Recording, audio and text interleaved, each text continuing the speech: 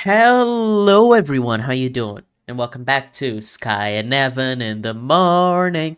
And today Evan, I recommended you a horror film um that I thought would be more Christmas related. The first story Yeah. is, the rest not really. um Tales from the Crypt, the 1972 movie. Um, yeah, based off the Tales from the Crypt comics. So it follows a little bit of that aesthetic by going like anthology, bunch of different stories. And yeah, I mean it spawned a bunch of other movies as well that are anthologies like this, and a TV show, the Tales from the Crypt TV show from the 80s, I think, that also was an anthology show. So Well, yeah.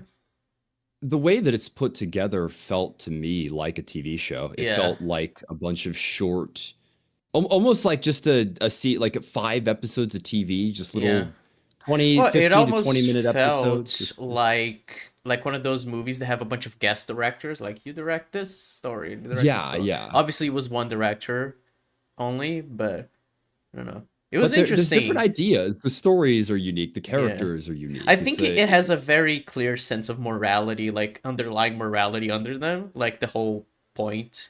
Well, Oh, that the stories I want to did get to. So I did laugh at how that like carry in almost every story there's just like rich fat men in a room with like literal cigars and drinks like yeah, conniving about like the plebs and like businesses, and it's like you get a sense of like it's like yeah, like greed is kind of what this movie's going yeah. against, and just selfishness. And I mean, nothing wrong with that, but it's just interesting that that's what connects a lot of the stories, and that's how they present it. They present the characters as being very selfish and greedy. So Yeah, I mean, the whole thing with this movie seems to be just desserts, I guess. Like, characters get what they deserve.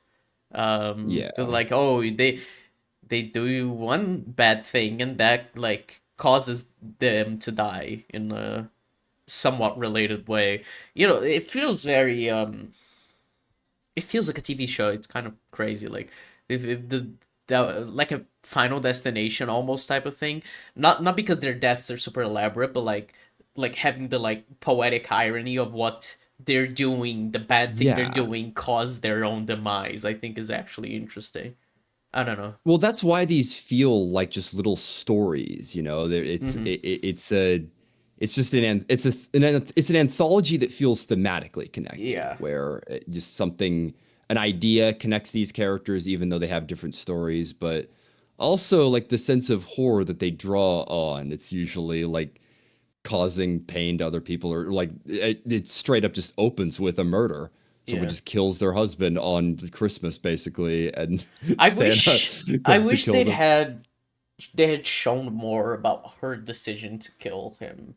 That like I I think that story what was probably the one I thought was the most underwhelming, because I was like, oh, they're setting it up so that she's gonna have an interesting reason. He's gonna be like an awful husband, even though like he had the present saying he was a what good, but there was like no twist. It was just delivered very straight. no. Well, and honestly as well, it's just like why like money seemingly just she like has the insurance or whatever she takes out of the safe. I'm like, was that it? You just the conniving bitch that just kills her Her husband. husband, You got a yeah. kid? I'm like, I damn. The kid part was what was the weird. I mean, Yeah. it's because They wanted hey, her Santa to Claus is open here. the Yeah, the door for Santa but Claus, the Santa I'm just Claus like, killer. girl, it's shocking how cold she is. I mean, there's someone trying to break into the house and she's still trying to cover up the murder. She's like lighting a I cigarette did with find like that hilarious liquid. though, that Oh she God. was trying to cover up the murder while the guy was trying to break into the house. I thought that was like Yeah, genuinely really great, like really like dark comedy. Just yeah. like, oh Talk my about god, I not need being able to catch a break. yeah, like hiding a murder, then there's just a murderer like walking around outside your house. I think that's hilarious. I don't know. Yeah. I it's an interesting one. Yeah. Which they're was all your different. favorite? I don't That's a very good question actually. Because Peter Cushing is like technically the star of the show, and that was a pretty lengthy one. I'm not that that probably was the longest of all of them. I think Um, so. I'd probably say that one, honestly. Yeah, me That too. was I was because gonna Peter say Cushing Peter getting there. Cushing's character is my favorite character in all of them. Yeah, I think he's very interesting. the, It's called the Grimsdyke. dr Yeah. the drive, the one it's fairly obvious, like the reveal, but like that was very Twilight Zoney. Just Yeah. the look, like he's dead and like looks in the mirror for the first time. I was like, nah! Like I did that was a think really all of good. that was so well directed. Like the first Yes. person shot, that entire sequence and just walking around and everyone just being terrified. And you're like, ooh, like obviously, like I said, the twist isn't that like whoa, but I think it's just in terms of filmmaking that was so well done. I really loved it. Yeah. And then Well, obviously I the one person who doesn't notice is because she's blind from the him. accident, which I thought was like Yes. she Yeah. that's why she's not scared. Like, that's cool. I really like that one. That's There's a the what I moment said, as and it's the same thing like Roger Ebert thought when he watched this movie is that it feels like a like the comics. Like it feels like a comic book, like just like a story, like beginning, middle, and end, very short, very like to the point. And that one, especially that story with the car I accident, would feels that imagine. way. Like yeah, Well, like I said with Twilight Zone, I have no idea what the comics feel like, but it's just short, just conceptual based uh horror. huh, It's just really well executed. There's a moment as well with amazing acting when he says goodbye to one of his kids, like he's like kissing his kids goodnight, and you know the setup is obvious. Like from the very beginning, you're just like, yeah, he's running away. It's clear. But the way he delivers that line, he says like goodbye formally rather than like a good night. Like you can well tell yeah, like didn't she say it's like good goodbye night forever. daddy, and And he just says like goodbye, and it was like, oh my god, you're abandoning your children. yeah. Hell of a moment. I that like really good performance from Yeah. that guy. I yeah, it's like only like 10 or so minutes. It's a really short Yeah. version, but that was a Well, that's what's standout. kind of So interesting because a movie like this, I don't think like I think you'd agree there's not like too much meat on the bone in terms of like thematic no, value or like stuff but to talk about, but it's just so well made that I'm just like, yeah. yeah, everything about this Well, movie is just put together really well.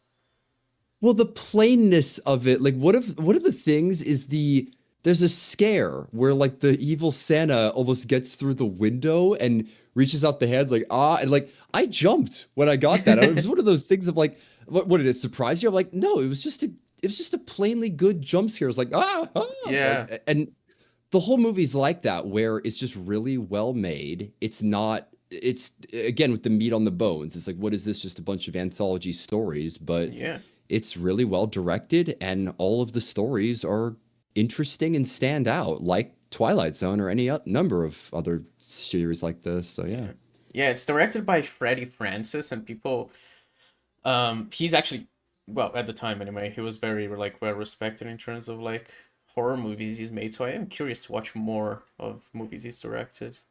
Directed Yeah, I Doctor wonder if he Terror's House of Horrors, Dracula Has Risen from the Grave, The Evil of Frankenstein. Yeah, he has a lot of horror movies from ah the 60s I and 70s. So it's I still haven't seen an actual Peter Cushing Frankenstein movie. I need to, or even just like the Hammer horror, like he did mm, Dracula as well. But I need to because he is a very interesting actor. yeah.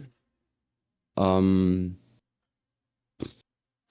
Not any other like sure. specific? It's Yeah, funny. I don't know. Well, that's the thing, and one of the risks we run into whenever we talk about movies that we haven't, neither of us have seen before. But it's just that we're not gonna have too much to talk about, and it isn't a movie with like I said, like a lot of substance.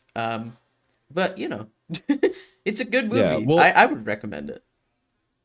I would recommend it as well. Yeah, like I still probably have a little bit, but I will say one thing that I loved is Roy Dotrice. He's from the like Monkey's Paw part of the movie. Uh, That actor, he actually did the audiobooks for A Song of Ice and Fire, like all of the oh, George R. R. Martin books, and he did amazing.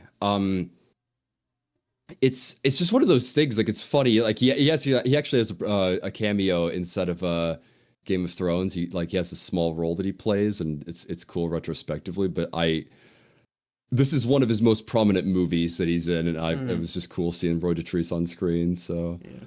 I actually um, really liked the monkey spa one, but I was like, I was hoping they do a little more with the concept. It felt like they didn't like do a twist because it was like the obvious thing. yeah, I did find it hilarious though. It's like, oh, just before the accident, oh, yeah. his body was mangled in the accident. What? No, it wasn't. He died before. He had a heart attack. I laughed so hard They, again with the they dark fuck it comedy up of the twice. the movie. It's just like, Well, oh yeah, he had a heart attack before the accident.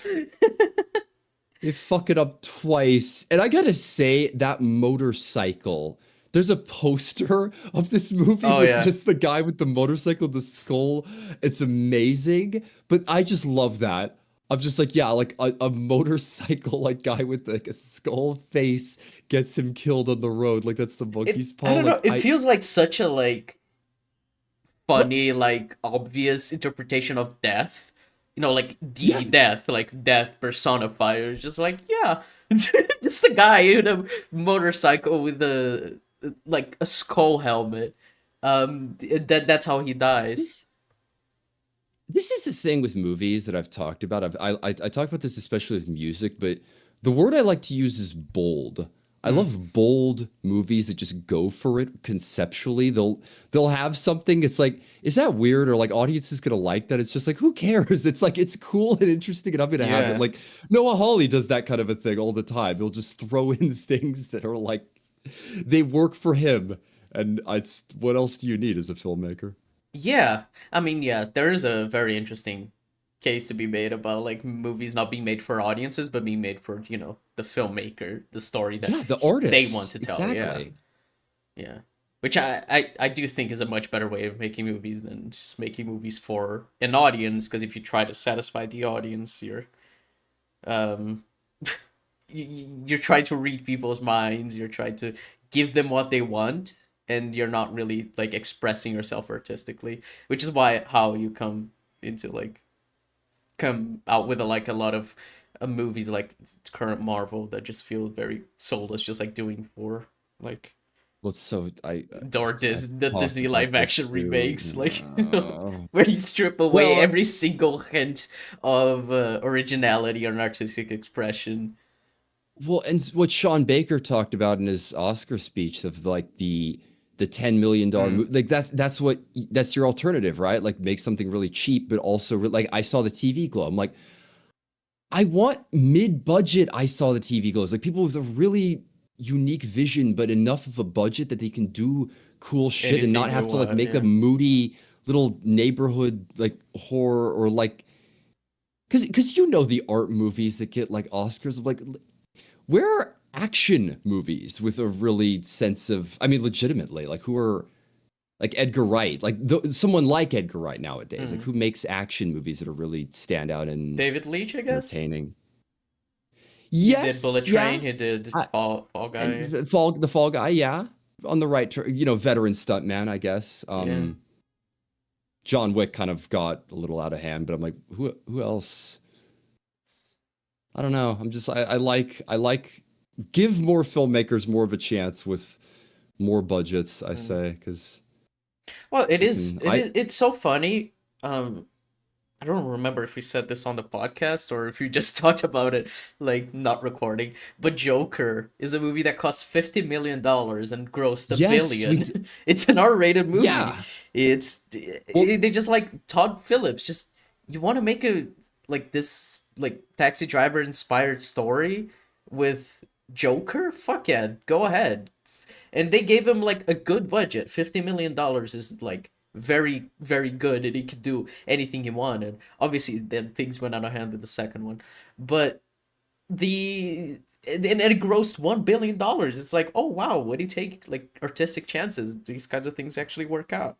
Obviously, the yeah, and people even didn't just really love the second one, even though it was also taking some really bold um well, yeah, it goes both swings. ways, doesn't it? Yeah. There are ideas that a filmmaker can have that are just bad. But that's the thing about Joker Folie à Deux. Like I don't know what that movie was doing, but my God, it the ideas didn't work. The ideas they didn't connect to the audience. They like didn't Yeah, yeah. work too well independently, and it's just like it was a weird. I mean, you I'm could. convinced Todd Phillips didn't want to make that movie. I no, I think he did. I think he was frustrated by the way the movie was received, as if Joker was like one of those Yeah. like Well, literally me characters, when it's like, no, Joker is a bad person. Like Arthur Fleck is it, not a good person, and he just it uses the Joker persona to justify like his cruelty. yeah, but that feels like if they made a sequel to American Psycho and they were like it's like I got it when I watched American Psycho. Yeah, like Yeah, American Psycho but gets that's memed the on for thing that, but though, that like half the people who watch Joker, half the people who watch Fight Club, half the people who watch American Psycho just don't get it and think like, wow, these guys are so cool, they're literally me. Like the fucking Rorschach as well, like Alan Moore has talked plenty yeah, about that he made a I character who can't. was like supposed to be a loser and be like, this is what a real life Batman would be like, Well, and he would be like a loser, awful person with no friends, no family, and a lot of people are just like, "Wow, and I'm then just people like connect. Rorschach." Yeah. It's like, okay, great, I'll get out of here. It's yeah. And he's such an interesting character independently too, because of his morality and the way he sees the world. I'm like, Mm, it's something that people can connect with, or at least understand. So, yeah, yeah, interesting, interesting ideas. My God, Joker. yeah. So, like, rounded out with Tales of the Crypt. I'm not sure. What else? Like, we kind of like. It's one of those things where like we can talk about like the specifics of the anthologies, but like you've already recommended this. I would definitely recommend this. Mm, This is a great film that is just a bunch of different stories. It feels like something like The Twilight Zone, where it's just independent, small, unique concepts, yeah. and all of them are executed well and tied together. So yeah, 90 minutes of just solid, horror. Horror. Yeah, it's a pretty good horror with an underlying like message. It's very interesting. You can't get a movie like this nowadays, like because like this feels Well, like other one than of like those. Black Mirror, like I guess. TV show kind of, yeah, yeah. What, Yeah. I guess Black Mirror would be like the closest to this, but Black but Mirror is well, even have you trying to be more than this. Like this is so stripped back and simple. Like it feels like a TV movie. I don't know. have you seen VHS? I haven't seen any of those Not yet, but you were yet. talking about like the different directors on like one film. Those I think are more anthologies rather than Hmm. this, but I like movies like this, just in general, like that are just uniquely structured, uniquely put together. Yeah. Because this, like I said, I feel like if there was something like this that came out, it'd probably be like a 6 to 8 episode mini series. I Yeah. mean, like for all we know, in 3 years we're gonna Well, get a I guess literal maybe it's Tales from kind of the like Crypt. But Cabinet of Curiosities that Guillermo del Toro did, right? The that what do you? It's Oh, an he did like a anthology TV TV show he show did? he made on Netflix. Like he was the producer and he got a bunch of different horror directors to direct like what one-off horror stories. I only watched the first episode, but everyone said it was really I good. think I think I heard of that. What was that called again? A Cabinet of Curiosities.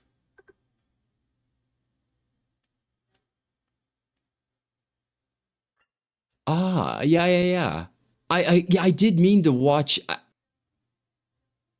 I don't know. It's one of those things with like the anthologies where a risk is getting people on board. I'd Mm. heard mixed things, but I guess the difference huh. is like with the anthologies of Tales from the Crypt is that it's all one director and you can kind of Yeah, get more like cohesive. yeah, if you like his style of horror, you're kind of going to like every one of these stories. So if you're on board in the beginning of the film, you're going to be on board to the end. With something like Cabinet of Curiosities, it's like each director gets a chance, and you're like, I don't know if I'm going to want to stick it through, the entire TV show, the entire season. If you watch one of the stories, you're like, I don't really like the way this director did that or whatnot. Or like Love, Death, and Robots. That's another show that's like an anthology on Netflix. So Yes, I need to check that out too. Fincher did one of the episodes. yeah. Oh my.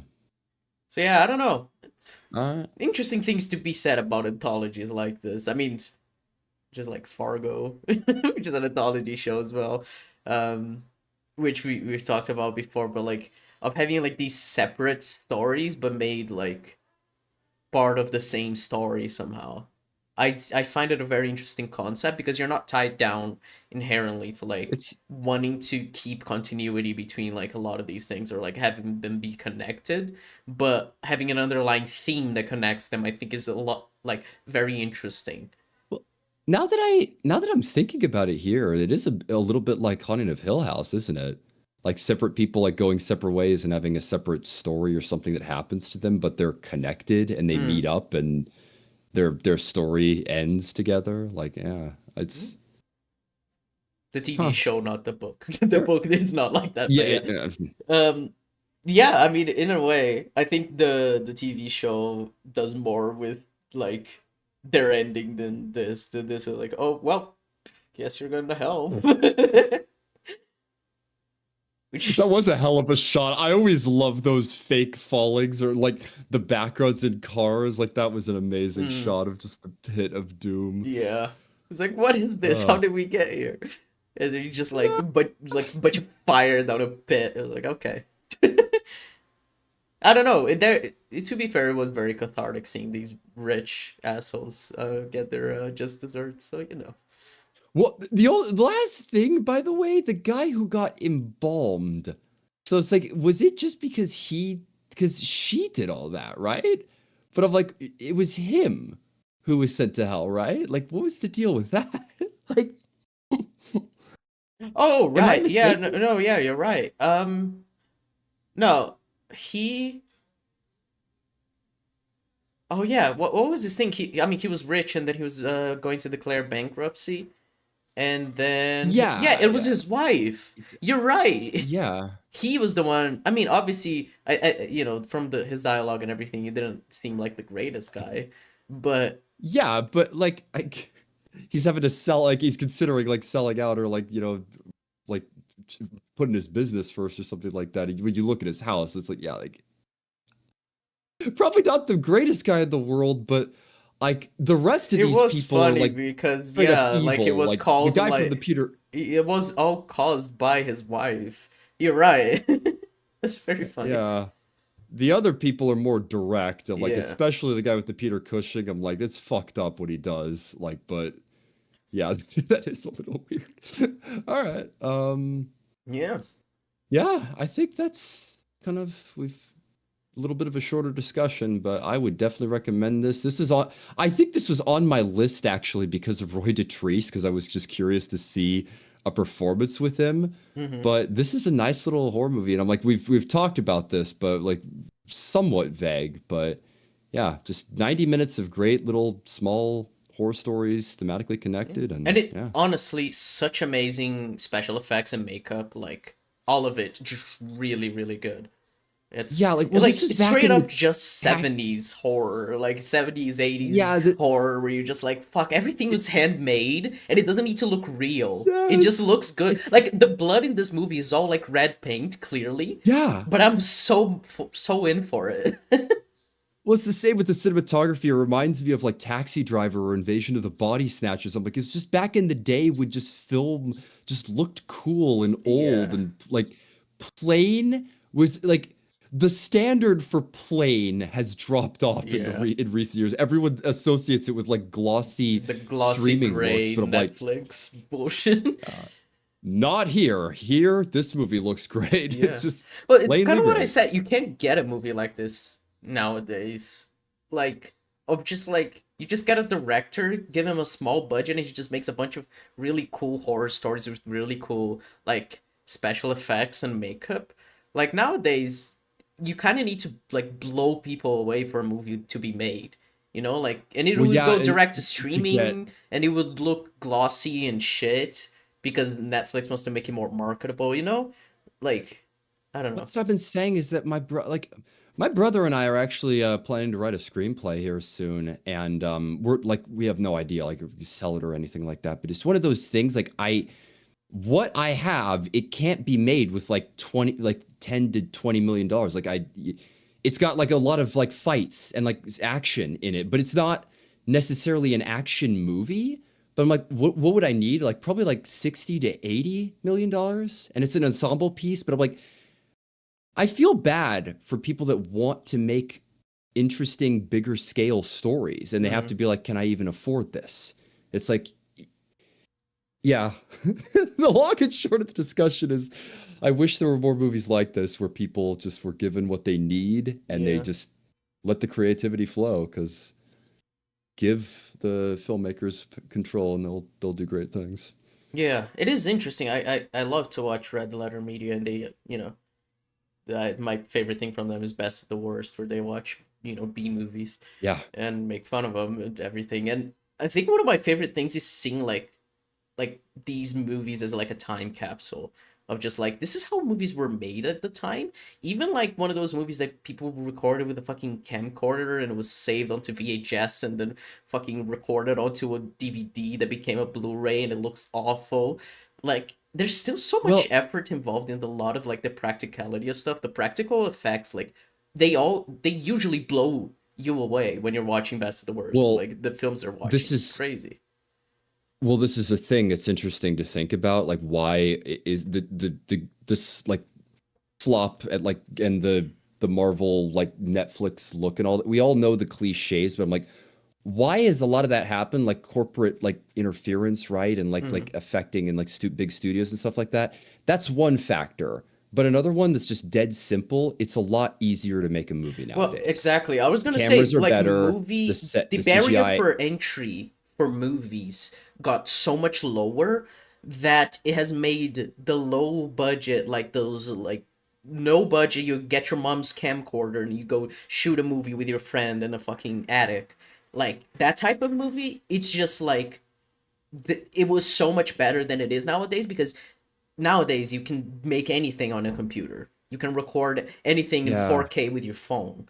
I don't know. Well, and fix anything too. It's the whole fix it in post Yeah. idea. And it's like that's why everything has CGI backgrounds because they know they can replace things. People like they've talked about that, literally changing lighting as well, like not settling on one lighting so you can Oh yeah, change they that usually light from the afterwards. back It's so you can keep yeah. they change the background if it needs to, yeah. It's easier to make a movie. And back in the day with stuff like this, you had to think on your feet, you had to improvise. Like the whole movie magic idea, it's just people take more substitutes nowadays. And Yeah. it makes sense. I'm like they're there, but it's like you need people that really care and really care about what they're filming and what they're putting on screen and have a distinct vision rather than are just like getting by. And yeah. Yeah, there was a point Yeah, I of don't. like no return, I guess, when like because like obviously movies were always like a money making business. It was always like for profit, but there was a point where it just like became purely a business model and it stopped being Yeah. about like art. Well, in something nice nowadays is that we are getting more independent studio. Like Glitch, for instance, we're getting independent animation is doing really well. Like you could argue that might be coming from the big studios with animation, but also like there's a ton more people that can just make their own movies. Like Mm, you can make a movie on an iPhone nowadays. I'm like, yeah. you had shitty camcorders back in the day and you just had to work with what you had. I'm like, it's that helps, but yeah. I'm just I hope I will hope for more creatives to get more opportunities because I'm like I said, you could make a movie with your iPhone, but I'm like, will you make anything that people will actually watch or make anything that's actually any good? Yeah, that is So worthwhile, that you actually put effort into it. I don't know. There's yeah, there are that interesting time, things to think about.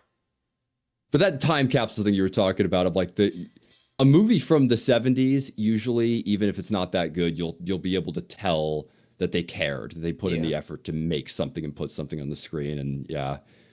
Uh, that's the thing as well, is like people always say that bad movies are like were better. I like saying that, like back in the day, like the standard for a bad movie, like it was Yeah. actually probably all right compared to the type of things we get nowadays. So Yeah. yeah. The slopification of cinema has definitely uh yeah, definitely gone on over the years. I mean, it's when we talked about Saw, it's just like going from Saw 3D to Jigsaw. It's just like, why are we doing this? Why are we Yeah, making these look like movies? Make them look like gross. I want these movies to look gross. Like this is part of the and not to appeal of mention these it's movies. still they still look crisp and interesting, and they have unique like color grading and Yeah. environments. Yeah, an effort was put in. Yeah, just making plain Isaac everything is just, oh my God, no. Yeah. I don't know. There is a special thing about like movies that still keep their style, even though like, because like and that's a movie that I really like. It's called It's What's Inside. Well, I don't really like. I have problems with it. Yeah, I have many problems with it, but it's like the way the movie's shot is so unique. It's like in 4:3 with all these like weird, with like a lot of film grain with this weird, with the weird lighting and a lot of like smoke and fog and like everything about it looks so cool, and the editing is so unique, and like the sets, like none of it looks real. It looks like a dream or a nightmare, I guess, considering how the movie is the story goes. um like I don't know, I just like these movies that are just like, we don't need to look like we shot this in 8K for IMAX for, to be distributed like that. It's like we could just make the Yeah. movies look interesting. And usually if you tie that with like the story, why purposefully, making it purposeful, why you would have like a story be um like shot like this, then you obviously add a lot to it as well. So I don't know. It's rare now that we get like stuff like this. Like everything needs to look crisp, look like it was made now. And I don't know. I kind of like movies that don't look like that great. I don't know. Like fucking 28 Days Later. Like you watch the movie, like this movie looks Yeah. awful, but it looks so good. Like everything about it just fits the Yeah, it's story a so well. shot perfectly for the film that they Yeah. were making. That's like the best way. Yeah, and it's like Exactly. it's lit amazingly. Like the shot composition is amazing, but it's shot with a shitty camcorder. So it's like it's part of the aesthetic. It's just great. I don't know. And Yeah. it's like when they made 28 years later, they couldn't do that anymore. It was like, what are we gonna do? Like to Yeah. capture like the time it was made. We shot with a bunch of iPhones. But it's Well, still well, iPhones with a bunch of different lenses and everything. It's like it's never gonna have that same vibe. I don't know. yeah. I do think maybe that'll be a little bit of a page of the modern era, and I do like the that filmmakers are using iPhones more nowadays. For one, it'll like inspire aspiring filmmakers, but it Mm. also is a little bit of the modern world. Shooting a film on an iPhone. I'm like, it's the cameras that we have nowadays, so may as well like make use of the technology. But yeah, 20. We might want to talk about 28 years at some point. That was Yeah. that was an experience. Yeah, because This we, is what we happens we when talked we about 28 days and weeks, like right as 28 years came out, and we never talked about the 28 years yeah, we itself. never yeah. This is what happens when we like don't have too much to say about. We just start shitting on like the modern cinema model and like are like it was so much better in the set, so much better. Yeah, and it's not to be like this kind of like return to tradition or whatever, because like most of my favorite movies are still like have come out in the past like 5 to 10 years. But it is just Yeah. like Well, a not whole to mention thing the of like filmmaking has changed so much over the years, and that was like something a bit more innocent and pure back then, that it's kind of fascinating to look back on and compare to like the model that it is. I mean, fucking Warner's being bought by either Paramount or Netflix, yeah, so it's just jeez. Oh like my God. either Hitler or the Well, killers of cinema. Like, which one do we want? I don't what's know, it? man. It's just- I keep thinking about Succession with that shit of just like acquiring companies and everything just getting bigger and bigger. It's like, what the fuck are we doing, guys? Like, it's just straight up monopoly at this yep. point, and I it's gonna break something when you start like combining everything into one service, and it's so big. Yeah, film that's something that also is an interesting point to talk about modern filmmaking. Like, I don't think films were necessarily meant to make 2-3 billion dollars, and Yeah. nor should that be something that we like lolook up to, Look like, oh too. my Yeah. god, this movie Well, grossed it's like this fucking amount of insane. Like Avatar 3 cost, I think 600 million. I saw 400 million. I think it was 400 million that they confirmed. Like I saw that yesterday. And it's just like, yeah, and it's probably gonna gross at least 2 billion. Like, why are we like, and I like Avatar 2 a lot. I'm middling on the first one. I like Avatar 2 a lot. And I think, yeah, I know I'm probably gonna love Avatar 3 as well. But it's just like, why did I wish James Cameron was making these movies without the idea of we need to gross 2 billion or they're not gonna let me make the next one. I don't know. Well, yeah, I mean it is a business factor, and that's the thing about movies that don't do well at the box office, where it's like, well, it speaks negatively to the filmmaker, right? I'm like, Yeah. not necessarily, and like there are so many movies that didn't do well at like the classic one is The Thing, didn't do But well at the Blade box office, Runner. didn't get good reviews, but yeah, and exactly that came out the same fucking weekend. That's what's ironic about it. It's just yeah, film. Film. Oh, Okay. we always have so much to talk about with film. Uh, This is what's great though, but yeah, double recommendation for Tales from the Crypt, it yeah. seems like so. Yeah. Yep. With that, Evan, Um, what do you recommend for our next episode? well, you recommended something Christmas oriented, but yours turned out to because we hadn't seen it, it was just like one aspect of it. I'm going for a straight up Christmas movie Mm. that apparently you have not seen, and it might be my favorite Christmas movie, period, actually. And that movie is Home Alone. Oh, I Have have you seen Home actually Alone? not seen it. No, I have not. Okay. Wow, that surprised me. I It was just interesting one of one, those and movies it that is like very American. Like every child in America yeah. watches that when they're growing up. Yeah, It's just not a thing here in my Brazil, like to yeah, I watch was that about to movie that say, much. yeah, I could see that. And well, yeah, it's just, yeah, I don't want to say too much. I don't want to spoil too much. Chris Columbus directed it. John Hughes wrote it, and Macaulay I think it's Culkin. amazing. So, Yeah. yep. All right, Home Alone. That the first Home Alone. And if I, it's funny. My brothers and I did a retrospective a while back, and I think Home Alone 2 is like low key overrated. I think it's kind of I have problems with Home Alone 2, but the third act kind of makes it worth it. Mm. Yeah, but the first one is all that I'll like assign us, but I yeah, my couldn't recommendation is Home do Alone. the crazy thing I did with Saw and watch all of them. Watch them. Oh my God. Well, my brothers. Oh my God. There's one that they made that recently, I think in 2021. It's one of the most cynical movies I've ever seen. So everyone says that it feels like a Reddit post. I'm not kidding. It's just one of those things. I'm like, that's one of those like, oh, I'm like, yeah, you could do that, but like, it's never gonna happen. Like, what if we did this with Home Alone? I'm like, it's it's off. If you've never heard of Home Sweet Home Alone, good for you because that movie was like actual trash. Yeah. Is it like what If Freaky you or Friday? Like oh one of those like well, let's just say if you're delving down the Home Alone rabbit hole, you're in for a wild ride. They're all none of them are as good as the first movie, but mm, some of them have their strengths and weaknesses. It's a really weird franchise. The truth is it never should have gotten a sequel. It's just yeah. one of those movies that works well on its own. So Yeah. Yeah, no, I imagine. We had that conversation when we were talking about Saw. It was just like you could have just been one and it would have been great. It's not, so let's talk about more than one. It's interesting. These franchises, like the same with Friday the it, 13th, Nightmare on Elm Street. yeah. It's just a bunch of like, yeah, this is a great movie. Like, yeah, now let's make 20 sequels. Like, Let's what? franchise it exactly. Yeah.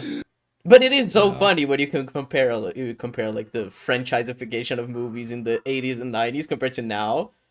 Like now it's Yeah, just well, it's extremely cinematic cynical. universes Yeah, and and yeah, but and just if you look at Nightmare on Elm Street 2, you're just like, "Wait, this is actually good. Why like, like you wouldn't expect that from a sequel like that well, nowadays."